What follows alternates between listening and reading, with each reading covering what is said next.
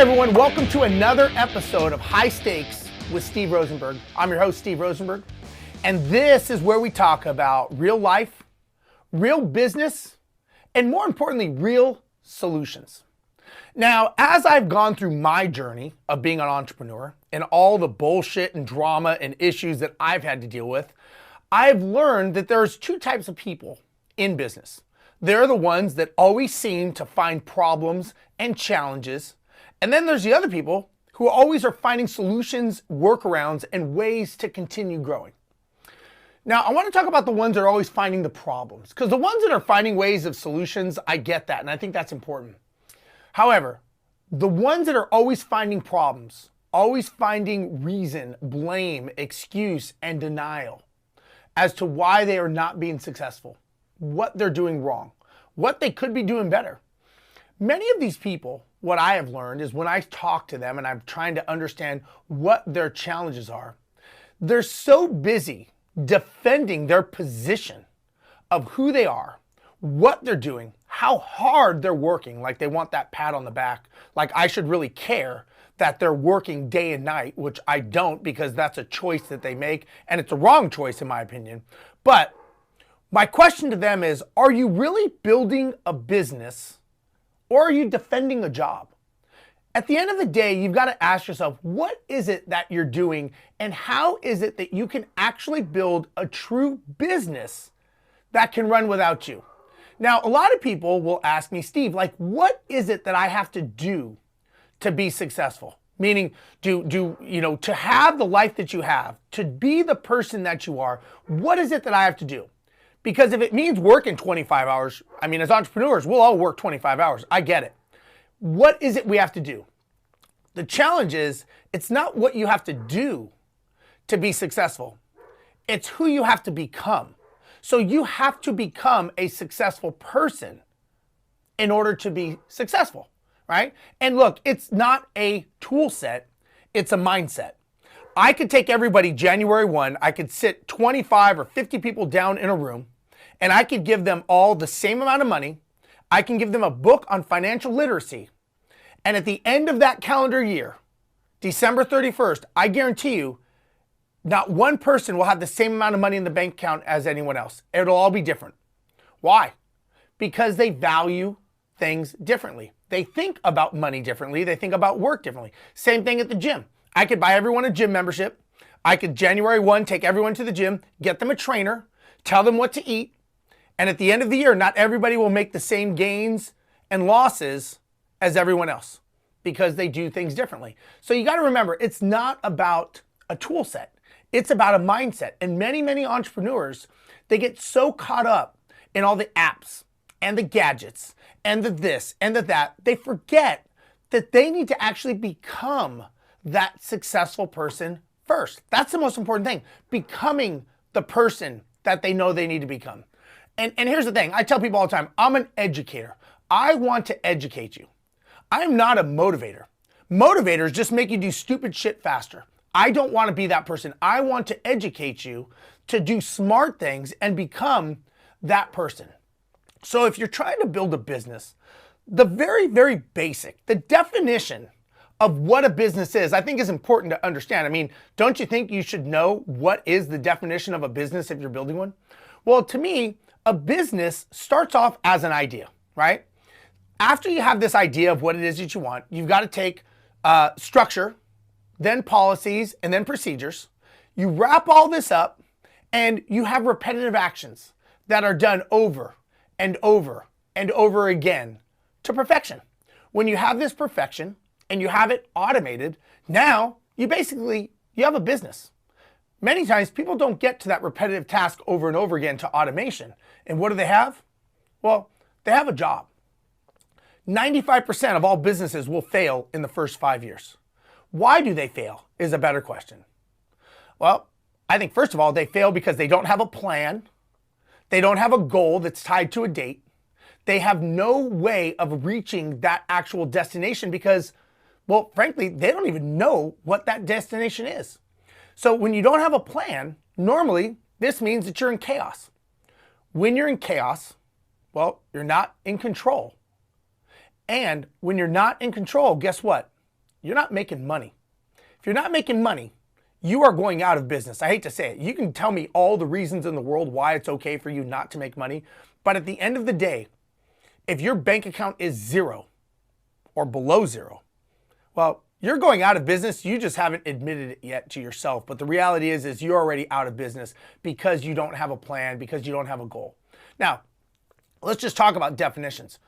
The way I was taught, and everyone may have a different type, so don't send me a DM with your nerdy concept of what the definition is. I'm just telling you what I was taught, and you can take that and you can do what you want with it. But the definition of a business, as I was taught, is a commercial, profitable enterprise that runs without you, and it has a sale date. So let's just break that sentence down for a little bit. A commercial, profitable enterprise is something that means you have a business that makes money.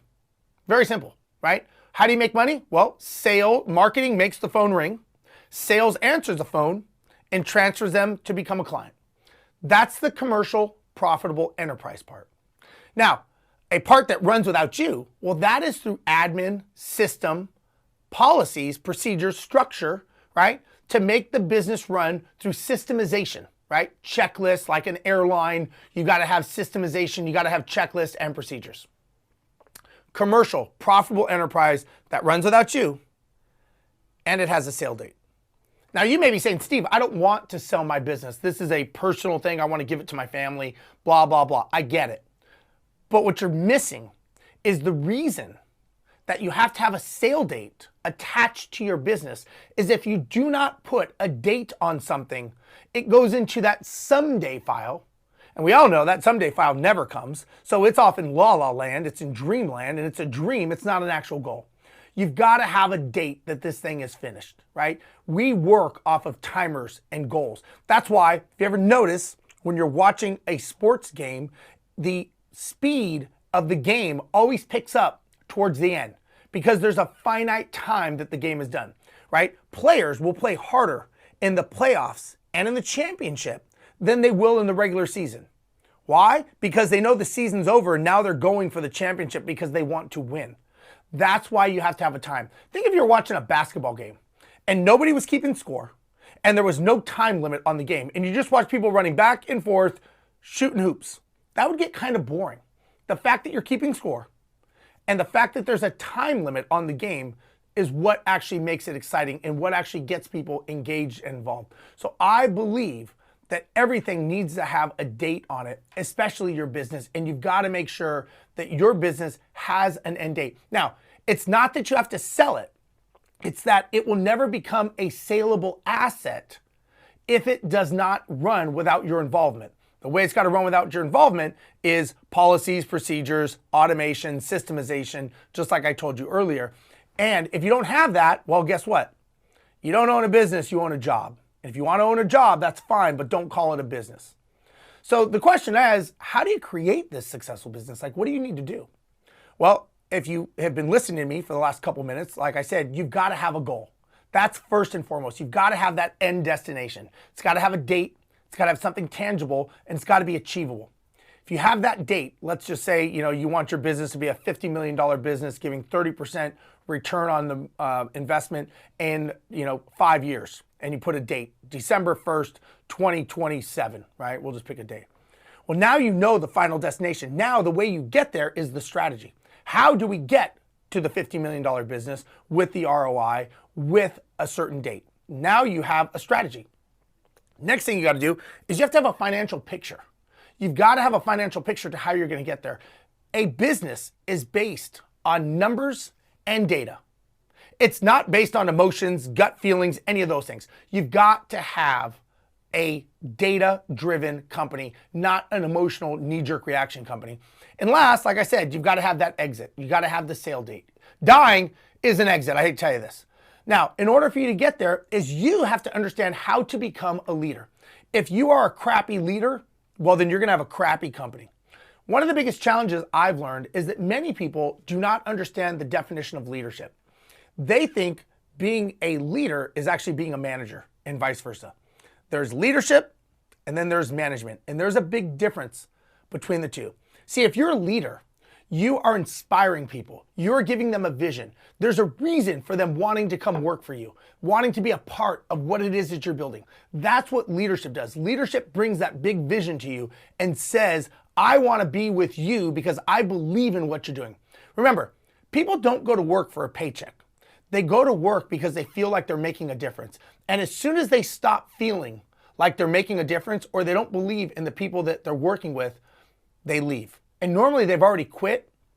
They say statistically, someone has already quit 3 months before they actually give notice. Problem is the owners are just too lazy, or they want to ignore the fact that they have a bad employee who doesn't care anymore, and then they don't know what to do, so they just kind of ignore it. So that is a leader. So let's say, for example, a leader says, hey, this is what we're doing today. Everyone's excited, and we're going to charge up that hill. And the leader starts running up that hill. Everybody follows behind because they believe in the victory and they believe what the leader wants. Now the manager is the one who's standing behind them. And the manager says, if you don't get up that effing hill, you're fired. The manager is one who keeps people accountable. Many people think they lead, but what they're doing is they're actually leading from the back, which is management. It's not leadership. Leaders lead from the front. So if you're starting a business, ask yourself, are you being a leader or are you being a manager? It's a very simple question. Only you know the answer to that. Now, you got to ask yourself, what do you stand for as a leader, right? What do you want to be known for as a non-negotiable when you're a leader? See, leaders bring the best out of people. And many people, unfortunately, are diminishers of people. They beat them down. They want to look better, so they make other people look worse. That is not leadership. I guess it's leadership in a certain way, but it's not the leadership that you want if you're building a company. Many owners, many business people, many entrepreneurs, the one thing that they miss, which I think is very important when you're building a business, is you got to have an organization chart. You have to have the org chart, which is the spinal cord, in my opinion, of how your business should look. It's got roles. It's got all the positions of the business. So normally, if you had an org chart, initially you may have marketing, sales, operations, accounting, and if you're big enough, you'd have IT and HR. Those are the basic structures of your org chart. You might have a leadership team above that, and maybe even the CEO and president. And then below those things, now you've got the roles and duties. Again, I was taught, and you can do whatever you want, I'm just telling you what I was trained, is that when you have an organization chart, it should not have names in it, because you do not want it to be personalized. Like, oh, Larry doesn't get along with Sally, so Larry drinks a lot on Friday, so we can't schedule him for early Saturday morning. No, that's not how you do it. The way you have an org chart is, what is the role, right? So what does this role do? It does X, Y, Z. Okay, what is this responsibility? So you got the roles, then you got responsibilities and duties. What is it that their job consists of, right? Next thing you have to have, the third thing, is you have to have KPI metrics. So you have to have a way to know if this person is doing their job, and those are key performance indicators. The last thing I recommend is having some sort of personality profile attached to that role. So again, I'm familiar and I've learned a lot about DISC profiling. If you want to look it up, you can. DISC profiling is really good for personality, but each role should have a DISC associated with it, or some sort of personality profiling, whatever you want. But again, you want to make sure that each role in the org chart has a job description, duties, roles, and responsibilities, KPI metrics, and a personality profile. This way, as you build the roles and as you do this, it's not personal, it's not emotional. It's, does this person fit the role? They have the job description. They know what they're supposed to do. Can they do the job, or can they not do the job? And if they can't do the job, totally fine. But do not try to fit them in if they're just not a fit. That's the big thing. Also, you got to make sure you have core values in your business. And when you have core values, that's what you will hire on. And more importantly, that's what you'll fire on. So you've got to be willing to fire people based on the core values of your company, and hire people based on what you believe in as a company. Now, obviously right now we're getting a lot of people that are saying, I'm having a hard time getting employees. Let me just say this. When it comes to hiring employees, I am a big believer that you get the people you deserve, not the people that you want. If you cannot inspire people with your vision, then you know what? There's no reason for them to stay and work for you. They're not going to stick around. If you have no vision, then you're going to get employees who don't care. Bad vision equals bad hiring. Now, whenever I talk to people and they tell me that they're having a problem with their employees, I figure there's always two things.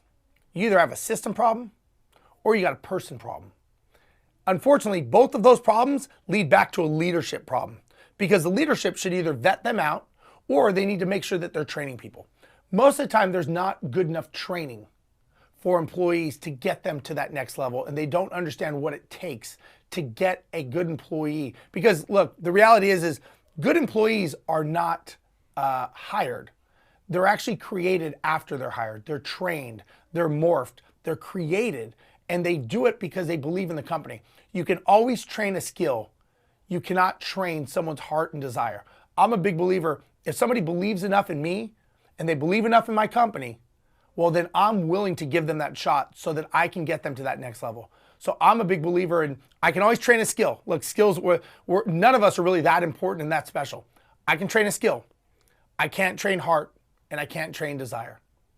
Now, I recommend that when you're hiring someone, when you're building this business, you got to have hiring steps, right? You got to have a hiring process. You got to make sure it's documented. Then you got to make sure the right person in the right seat based on the org chart, based on the disc profile. And you got to make sure that if you have a bad employee, there's an issue. Look at the leadership, but more importantly, you've got to cut out the cancer very, very quickly. If you have a bad employee, they can make your business toxic a lot quicker than it took to build a good environment. And unfortunately, when you have a bad employee, guess who leaves first? Not the good employee, not the bad employee. They don't leave first. The good employee leaves. The good employee is the one who walks out the door. So now guess what? Now you're stuck with a shitty employee because the good employees left because you didn't do anything about it. Again, it goes back to bad leadership. And the best way to do this is to hire based on DISC or some sort of personality profile. And when you're doing this, always make sure that you're asking yourself, what can I do to systemize, to automate, and to structure? Always think, how do I systemize it? How do I automate it? How do I structure it? That should be what it's done, because when you're building that business, it should never have you wrapped around it. You may be doing things now, and maybe in the org chart, maybe you're doing all the things in the beginning, but then you start figuring out what it is that you don't want to do, how you can systemize it, how you can automate it, how you can outsource it. And again, I'm a big believer that I do a time study, and then I go, okay, what's a low level, low enjoyment, low income activity task that I'm doing, and who else can do it? Can I automate it through technology, or can I outsource it through an employee, virtual assistant, any of those things?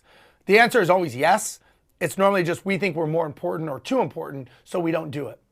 Automate it, systemize it, outsource it. That's going to be the key to building your business. And then you got to have metrics for your business, right? So I talk to people all the time and they have no metrics. Think about this. If I looked at a scoreboard, okay, I don't care what game it is, anywhere in the world, I don't even need to know what sport it is. I could walk into an arena. I could walk onto a field. I could pretty much tell who's winning. I could tell who's losing. I could tell how much time is left in the game. I could tell who's probably doing good, who's doing bad, who's fouling out, all those things, right? Not even knowing what the sport is. My question to you is, could I do that in your business? Could I look at your scoreboard in your business and look at the key performance indicators or the metrics to make sure that you are running your business correctly, you're running it efficiently, and more importantly, you are making sure that you are doing everything that you need to get it across the goal line? That's what you need to think about when you're building your business, and that's the thing that it takes to get you to the next level. And key performance indicators can do that.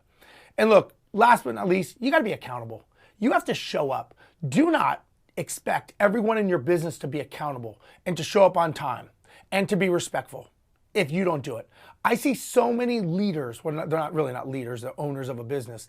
They are sitting there and they're bitching at their clients, they're bitching at their employees, they're yelling at them, they're screaming at them, they're late for meetings, they're disrespectful. And then they tell their employees that they want them to be different. Don't be that person. You get what you give, right? If you want respect, you got to give respect. You want people to be accountable, you need to be accountable. I always say the fish stinks from the head down. You want to show people that you have a good business, that you firmly believe in what you're doing, it starts with you first. You want to be that person, you've got to be that person that does it, and then you've got to kick it downstream from there. So again, these are just some things that when you do this, you're starting to build a foundation of building a business. Don't be the person that's building a job and you're calling it a business, but yet nothing indicates the fact that you're building a business. Everything indicates the fact that you're building a job because you are the problem. And that's the time, a lot of times, you actually are the biggest problem in the business. It's not the person, it's not the system, it's not anything, it's you. Because you won't let go, you're too controlling, and you think you need to do it all. That is not the way to run your business. The way you run your business is by leverage. You're leveraging people, you're leveraging team, you're leveraging systems. And eventually, those should become bigger than you. You should become the smallest part of the business. And eventually, you should fire yourself from the business because it is running so smoothly without your involvement. So I hope this helps. I hope you got some information out of this. You may want to go back, because I know I dropped a lot of knowledge, but go back and listen to this again. Really think about all these things about building a business, because there's a lot of information here that you should be getting. If you like this information, please make sure that you give me a review, like, comment, subscribe, do all that stuff you know how to do, share it with people. I love helping out people, and I love people watching this show and listening to it on all the channels. Again, this is Steve Rozenberg with High Stakes with Steve Rozenberg. Hope this helped. We'll talk to you guys later. Bye-bye.